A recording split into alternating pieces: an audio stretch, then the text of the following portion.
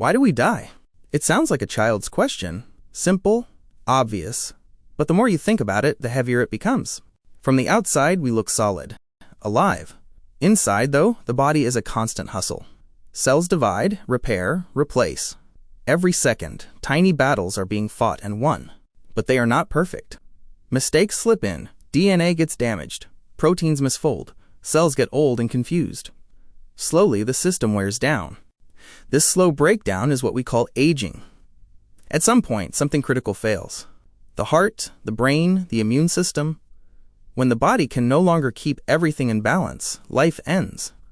That is one answer to why we die. Evolution gives another answer. Nature is not trying to make us live forever. It is trying to keep genes going, survive, reproduce, and pass on the code. Once an organism has grown, reproduced, and maybe raised offspring, the pressure to keep it alive drops. Perfect repair would cost a lot of energy. So evolution chooses a trade-off, good enough to live and reproduce, not perfect enough to last forever. There's also a bigger picture. If no one ever died, what would happen? Populations would explode. Resources would run out. Societies might freeze in place. The same people, the same ideas, the same power.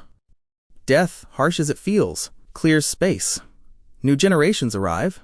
New minds, new creativity, new ways of seeing the world. But still, the question is not just scientific. Why do we die? Also quietly asks, what does life mean if it ends? Because knowing that time is limited changes everything. A day feels different when you know there are not endless days ahead. A conversation matters more when it might be the last. Love hits harder because we cannot keep people forever. So, why do we die? Because bodies wear out.